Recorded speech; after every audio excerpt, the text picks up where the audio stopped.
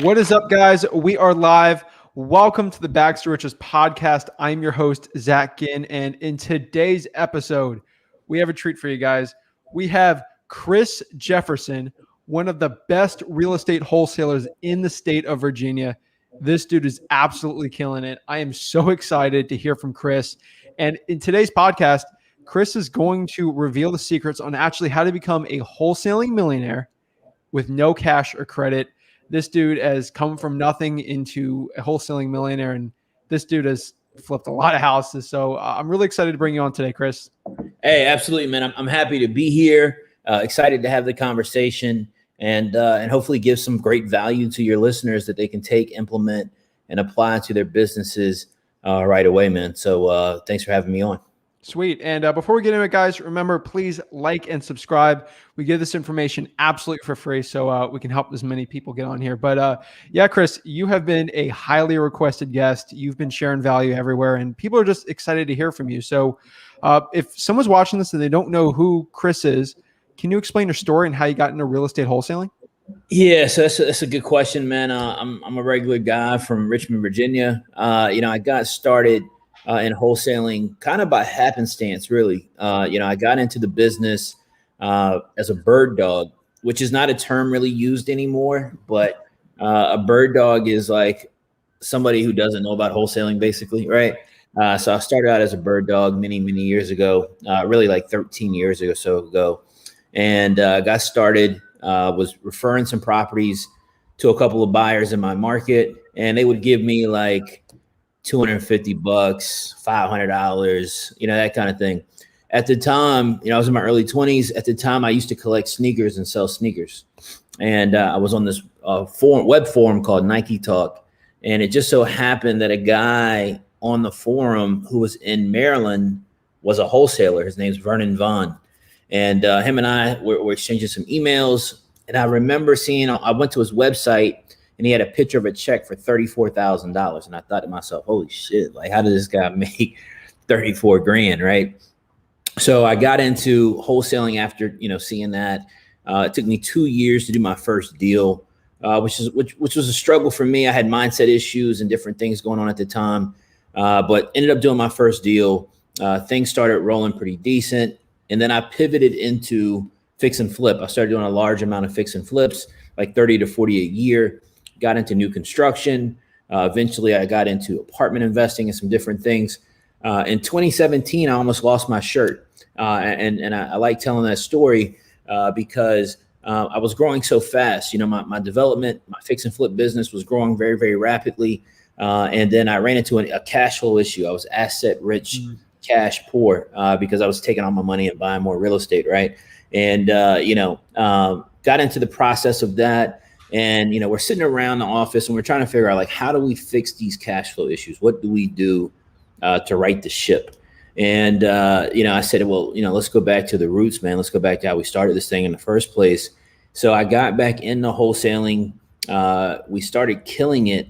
And I think the transition back into wholesaling was very smooth for us because I had always done my own marketing to find my own deal flow. I just wasn't wholesaling anymore to other people. And so we had never stopped creating our own deal flow. So it was easy to kind of pick back up and pivot into wholesaling. So we started doing a lot of wholesale deals, started doing it really, really well. And, people started to recognize that. And in when was this, man? I'd say 2019, bumped into Max Maxwell. I'm sure a lot of people know who that is. Bumped into him at a conference, an event he was speaking at.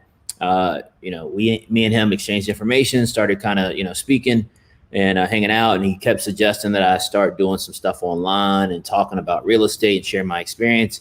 And I'm like, dude, nah, like, I'm all right. Like, I'd rather just do real estate. I don't know about this whole online thing.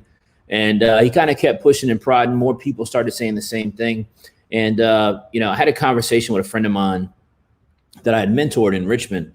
And he was doing very, very well, still is doing very well. And he said something to me that was very pivotal. He said, look, man, you've changed my life.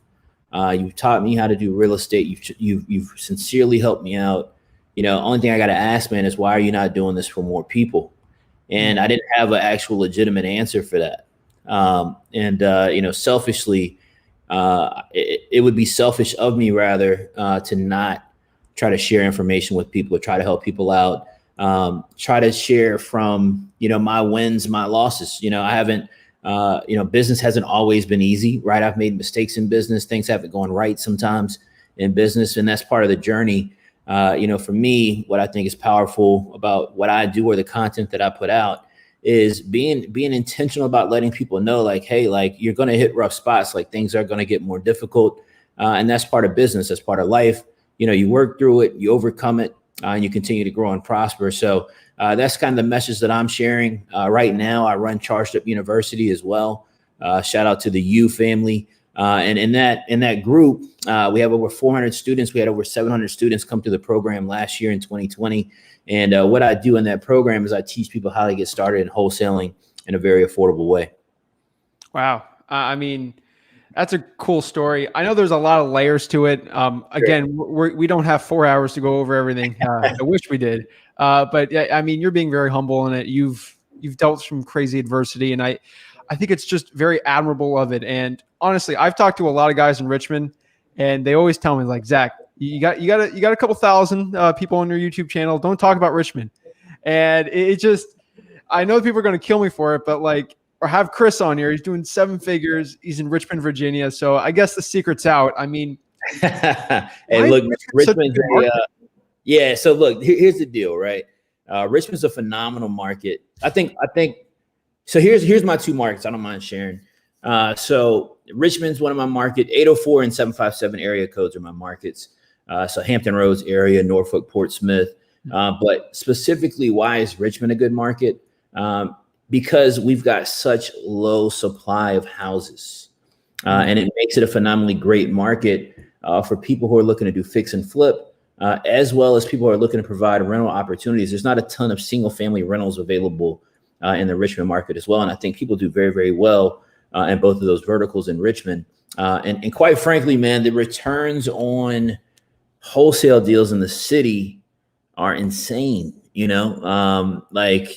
absolutely insane. And the reason being is it's not like some of these like Midwest markets where you're going to deal with the smaller margin.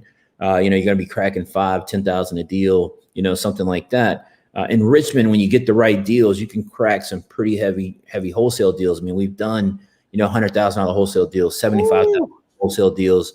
And so, it's a phenomenally great market, man. I like it. I'm not one of those guys, Zach, that and I see this and I find it funny sometimes where, people get to a certain level and it's like, who can be in the most markets and who can have the biggest office and who can this and who can that. And people always ask me like, well, why are you only still doing stuff in Virginia? And it's like, dude, the market's sweet. Like we can do enough deals. It gives me the time to be able to do the online stuff. It gives me time to do some of my fix and flip stuff.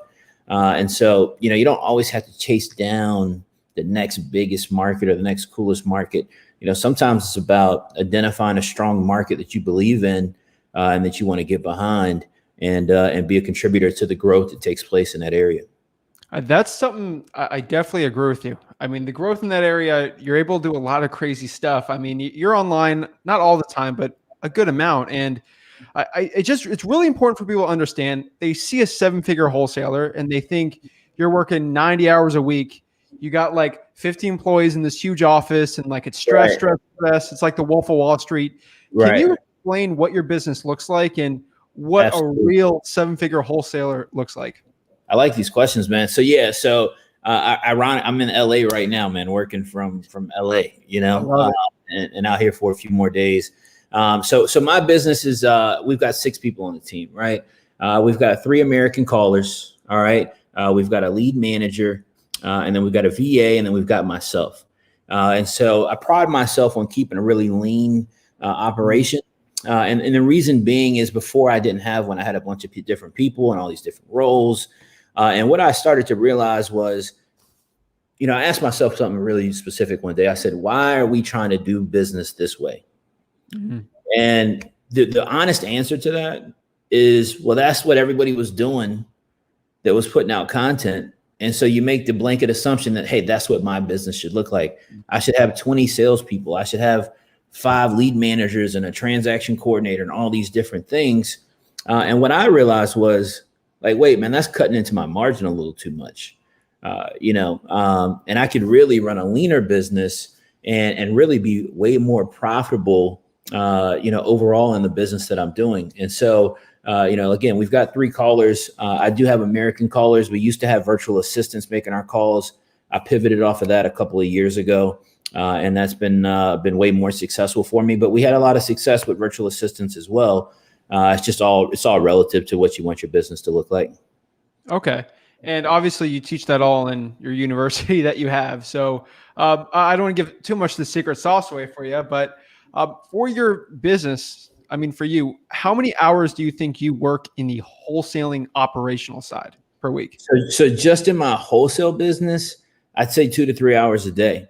Definitely like 2 to 3 hours a day. 7 days a week? Yeah, I do work 7 days a week. I'm trying to get better about that, man. It's one of those things. But one of the things that I'm working on, actually, honestly, while I'm out here in LA, I came out here, my brother lives out here, and I wanted to take some time to come see him. He just had surgery on his knee. So I wanted to help him out with that. And I wanted to take some personal time to kind of just reorganize, reflect, look at how we're doing certain processes and how those things could be tightened up. And one of the things that I realized was I really don't need to work 7 days a week. And so, when I reflected back on, I'm like, why am I working so much? And not just in the wholesale business, in my investment business, as far as my fix and flips and development stuff, my online business, like, hey, why am I doing so much work? Right. And what I realized was I don't have to identify it by the days of the week.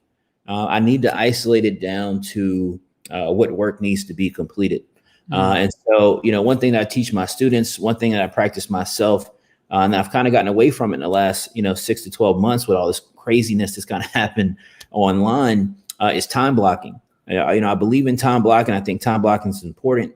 And so one of the things that I'm working on while I'm out here is revisiting, how I time block my days every single day. And then being intentional about setting it up to be a Monday to Friday business. Kind of a more traditional type of business and freeing up my weekends in the future. Because, when I had those cash flow issues and stuff like that back in 2017, man, to get out of that, right? Like to work out of that space and get things back on track. The honest truth is you got to work your ass off. So I put in a lot of hours, I put in a lot of time, I put in a lot of effort, and you just get in that grind mode to fix things. And so what tends to happen, or at least what happened for me, is I never reorganized or recalibrated the machine once things got back on track. And I just kept working at that same pace with that same energy. And then I finally had to realize, like, hey, man, like you don't have to work that hard, anymore. Like we've gotten it figured out, right? And so just making that adjustment. But yeah, man, I work a couple hours a day in the wholesale business. It gives me the ability to come in, look at some reporting, see what's going on, see what leads we have. Where I need to kind of give an opinion on what offers need to be made. One of the key people that I shifted around, I want to point this out. So when I say 3 callers, one of those callers, I shifted him into, he still makes calls, but his primary responsibility now is I'm turning him into me. And so what I mean by that is in my business before, we would speak to a seller, and if they were interested, that seller would then be handed off to me to close them. All right. On that second call, I would call them back to close them, or they'd hand the call off to me, whatever the case might be. But when I started doing all this online stuff, it became more difficult to make time to do those handoff calls and all those different, to even be available to take them.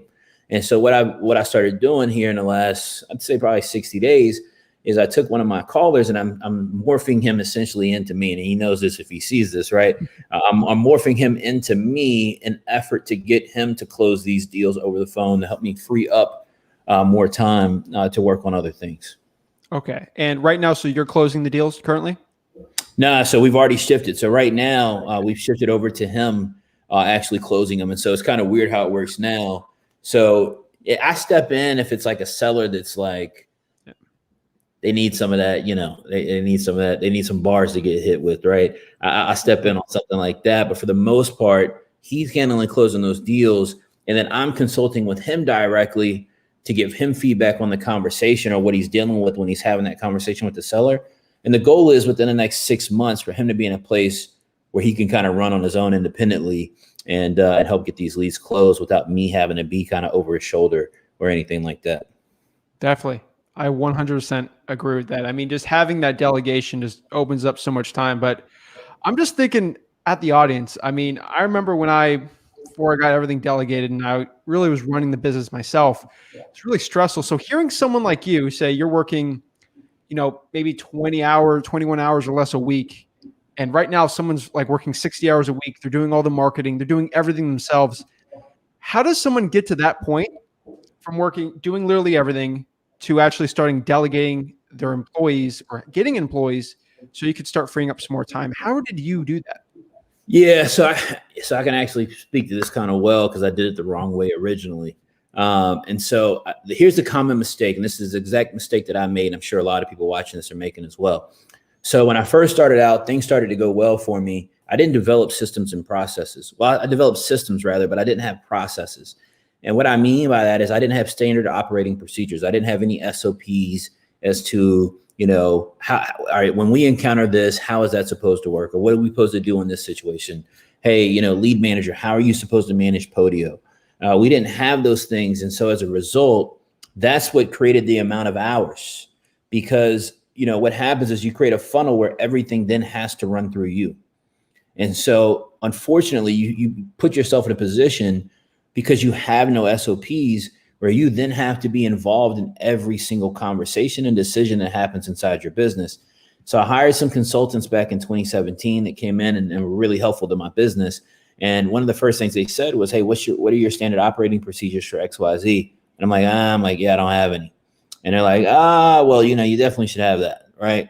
And so we had to become intentional about creating SOPs. And so what that's done is if I want to I'm getting ready to bring some more people on my team right now for calling, for example. And so when that person gets onboarded, now there's a process in place that will onboard them and let them know what onboarding looks like, what the training looks like, what those steps are. So my advice would be, it would have been so much easier for me to build that when I started, but I didn't because I didn't know any better. But if you're starting your wholesale business, or if you're in the cusp of your wholesale business, things are starting to kind of fall in place for you. You really should be creating standard operating procedures for your business and how different things function and work in your business. Because as you start to remove yourself, you're now reliant to those standard operating procedures and managing and updating those versus having to be directly involved in every single piece of the business. Definitely. I mean, that's great advice. I mean, the systems operation is amazing. My question for you is that was a question maybe for someone, they're starting to get a little bit of traction, but they want to get it up. But what's your advice to somebody that really started from scratch and they might have saw an Instagram clip from you. They might see something really fancy or a cool check from you, get into it, and they want to become a millionaire. They want the Gucci bag. They want something nice, and they want to actually live nice things and have it. What would your advice from someone absolutely with no money to become a millionaire with wholesaling? Yeah, man. You got some good questions, man. I like it, man. This is good. So here's my advice on that. And this is meant to not be offensive to anybody. It's just a fact. You have to stop living life in fear.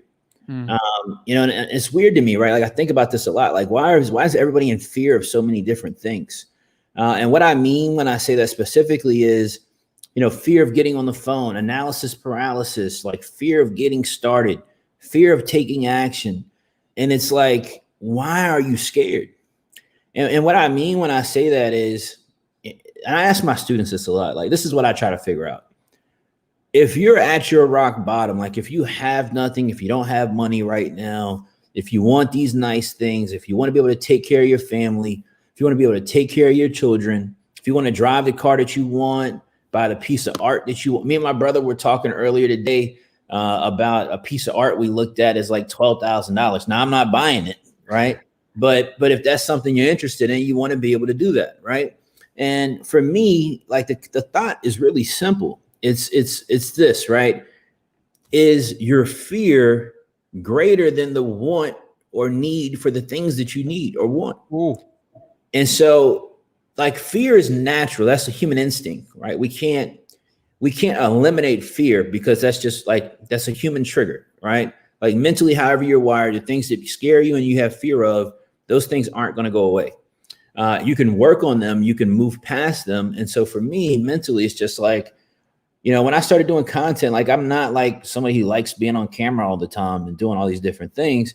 I wouldn't say it was a fear, but still it's like, hey, if you want to help people, if you want to get people to the place that you say that you want, you can't be fearful or scared to do an IG live and talking to a cell phone.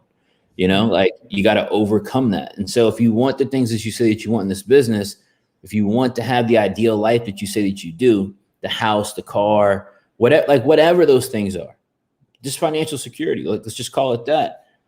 The fear of picking up a telephone and talking to somebody that you don't know, you've never met, likely will never meet if you don't do a deal with them, cannot be greater than what you say that you want out of your life. Wow. I'm telling you that's huge. I mean, guys, you need to write that down.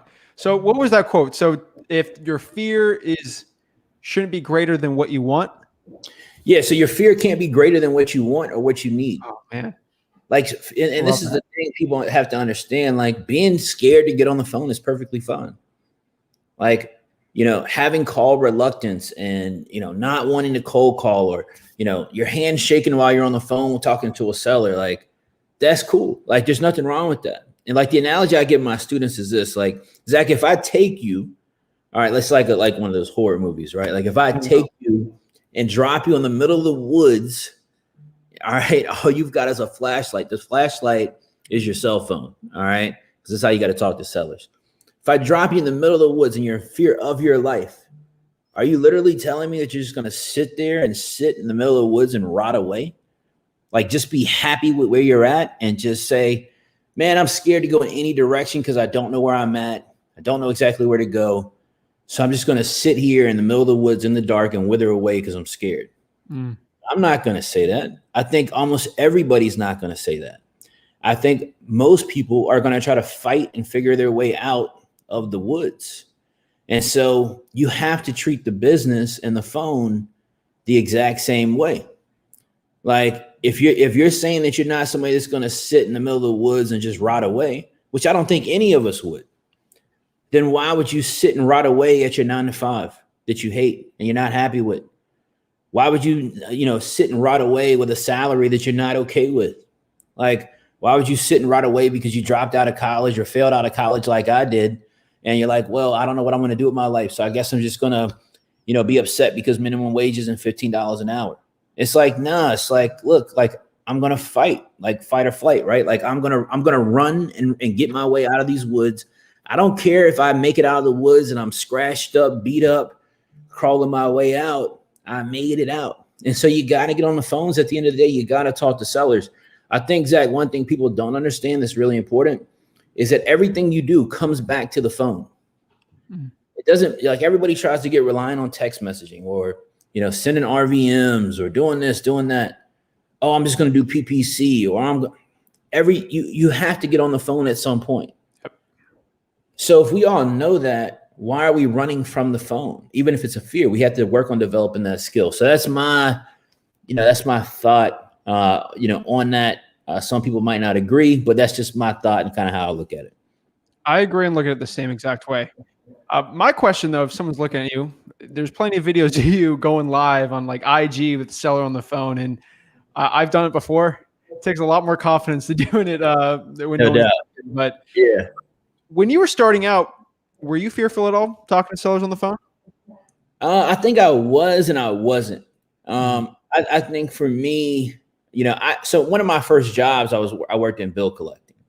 And I used to work in customer service at T-Mobile for a really long time. Those are phone jobs, like call center jobs.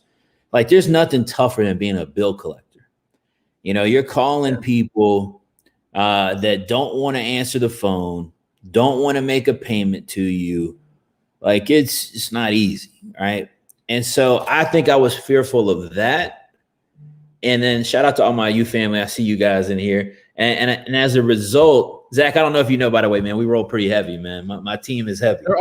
That's why you're heavily requested here, man. I'm sorry. We're all over, man. We're all over. A shout out to the U family, man. But so what happened, I think, for me personally, is I was able to work through that fear getting a check from somebody else.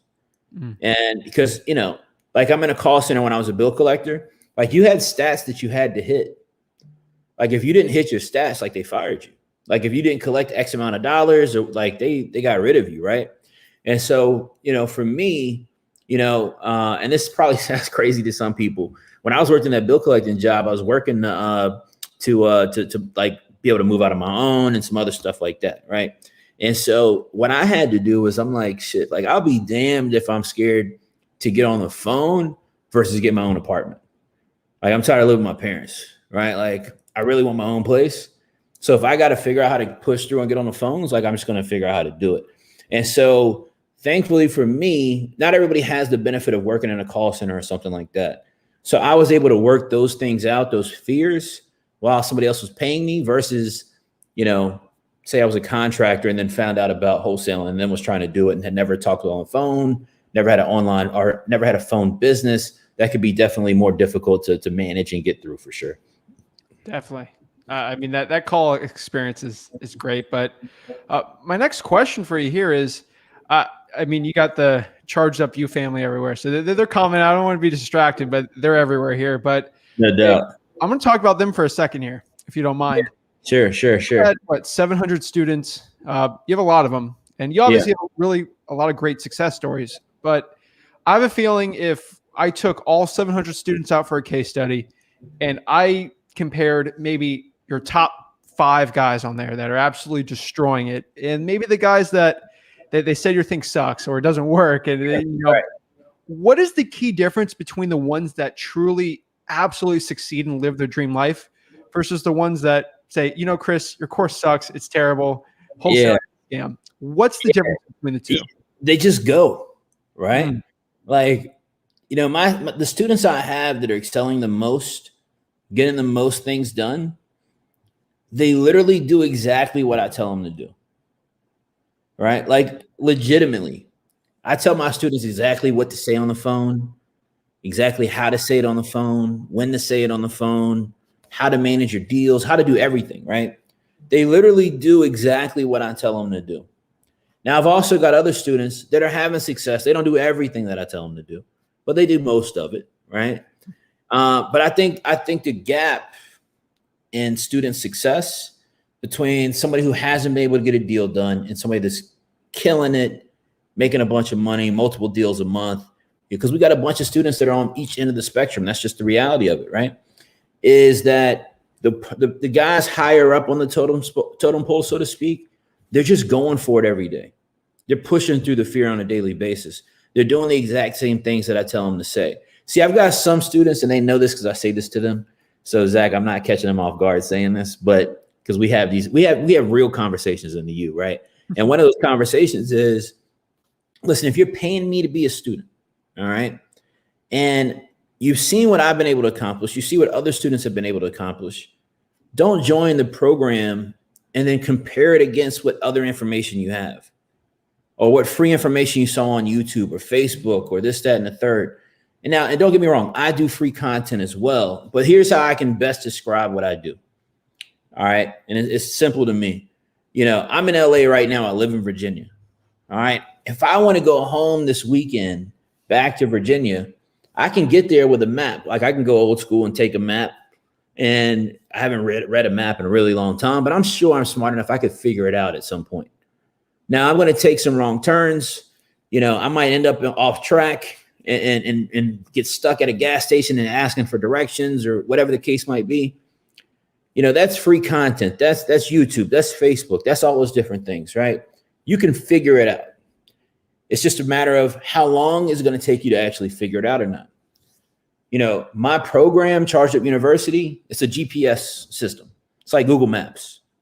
All right. It tells you exactly when to take a left. It takes you exactly when to take a right.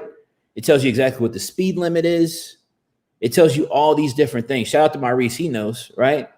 It tells you exactly what you need to do to get to where you want to go. So it's going to tell you how to get from LA and exactly how to get to Virginia without making a wrong turn. And I think that's the gap that a lot of people have, is instead of locking in and just listening to the GPS and exactly where it tells you to go and do exactly what it says, they're driving down the street and they say, well, I know the GPS says to go straight, but I mean, I think if I remember right, like I think I could take a left turn here and it's going to be 5 minutes faster. And then boom, you take a left turn. Now you're lost. And now you got to go back to the GPS to get the GPS to redirect you back to the route. That's the best way that I could probably explain it for sure. Definitely. I mean, what Maurice called that like 4 minutes before you even said that. But that's funny. Yeah, he's one of my students, man. Shout out to my guy Maurice, man. So he knows, man. Yeah, the U is definitely a GPS system for sure. All right. And so I got 2 last questions here, and then we're gonna let the audience get in, ask some quick questions real quick.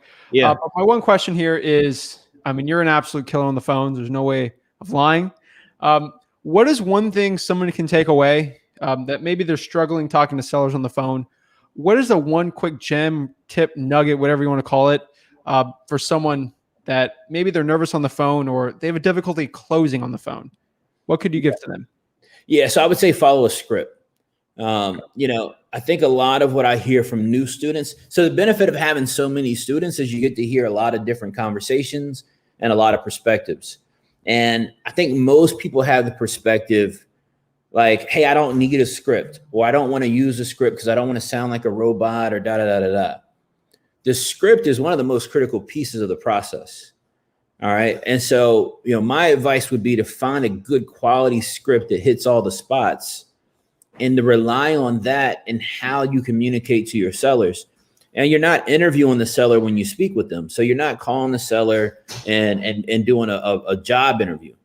You're calling the seller and having a conversation, and your script is the framework that you're using to make sure that you're hitting all the spots in the conversation. The goal of a good cold calling script is to gather information. Like that's the goal, right? Like I'm talking to Zach on the phone. This is my first time reaching out to him. My goal right now is to gather as much information from Zach as possible about his situation, about his property, about the repairs that it might need, why he wants to sell it, when he wants to sell it. And then it gives me everything I need to have ammunition to negotiate, to renegotiate when needed, to build rapport, all these different things. So my advice would be for you guys to really find a good script, lock in on that script, and make sure you're actually using it when you're making calls. Wow. Great gem there. So we got some great comments. What's up? What's up? Sweet, sweet, sweet. Todd Miller, another Richmond guy out there. Shout out to Todd, man. Todd's a good dude. He's another wholesaler in my market, man. He's a beast, man. Shout out to Todd Miller, man. All right. So Luis asked a pretty good question here. What tips would you give to your younger self when beginning in real estate wholesaling? Man, that's actually, y'all got good questions, man. I love this. So my advice to my younger self would be to move faster. And so what I mean by that, and this hopefully will be helpful for people to understand, when I first started out, and for a few years, I didn't move with enough speed. And so, speed of implementation is key. And this is something I'm personally have been working on for years. Because here's what happens. You can find out about wholesaling. You can find out about a cold call script. You can join my program. You can watch every single one of Zach's videos. You can do anything. But if you can't implement with any sort of speed, you're not going to have much success. Or you'll have success, but you won't have the success that you could have.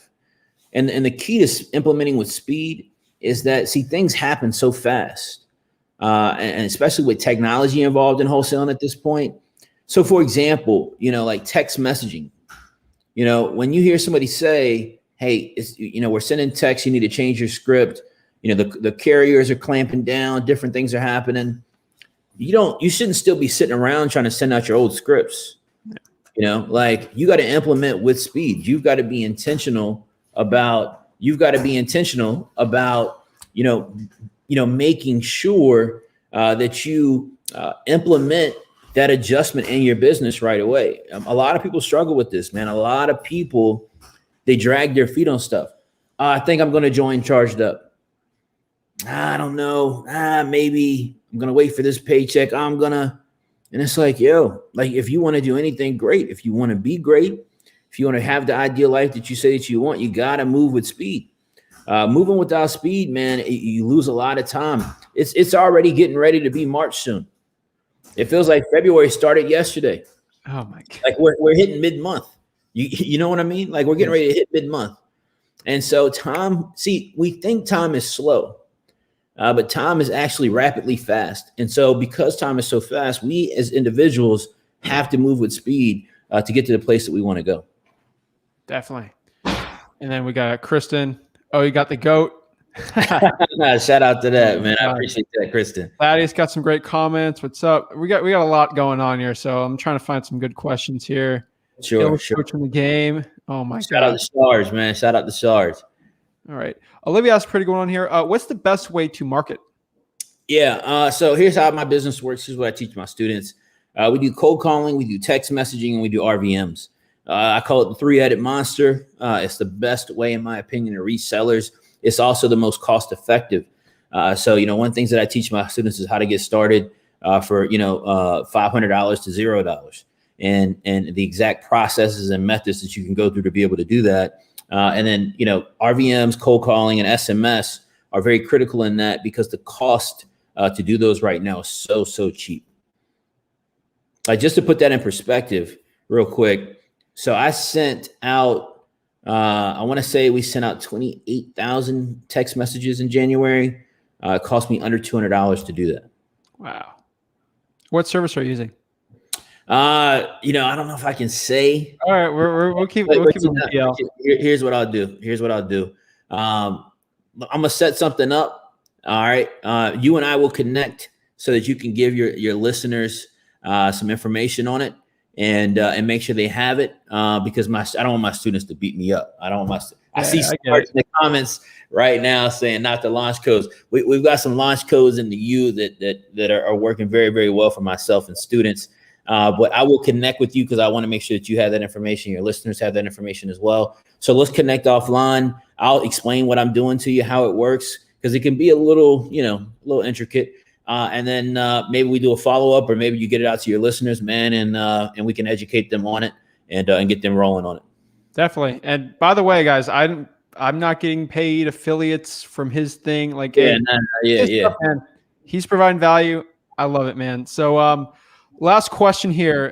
Technically, this is another question. Let me try to find him. Slim the Tech Guy Gamer asked a very similar question, and I'm going to do this. So every single podcast I do, I ask the same question. All right. Time for this one. So I started out at 17 with $300 in my bank account. Slim the Gamer has a similar question with $500, but with $300 to $500, if you were 17 years old again, you're out of high school. I throw you out in the woods here or there in Richmond. Yeah. You got $300 to $500 in your bank account. What would you do exactly step by step to become the next Chris Jefferson? Yeah, man. So the question is, I don't make sure I got this right. So you're taking me back, 17. Hopefully I'm not as ridiculous if I got to do 17 again. Because I was a pretty kid that was kind of all over the place. So what would I do if I had $300 to $500? I love this question. So I'm going to tell you exactly what I would do with that money. All right. So the first thing that I would do is I would go to, shameless plug, but it's actually what I would do. I would go to chargeduplist.com. It'd be my first stop. All right. See, a lot of people are like, man, I'm going to drop for dollars. Man, I'm going to do this. Man, I'm going to do that. You can buy data so cheap right now. All right. I would go buy a list. Okay. So do I have 300 or do I have 500? Because that changes a little bit about what I would do. Let's just say 500. All right. So here's what I would do. You got some money. And Zach, minimum wage went up. Zach, I need you to help me out.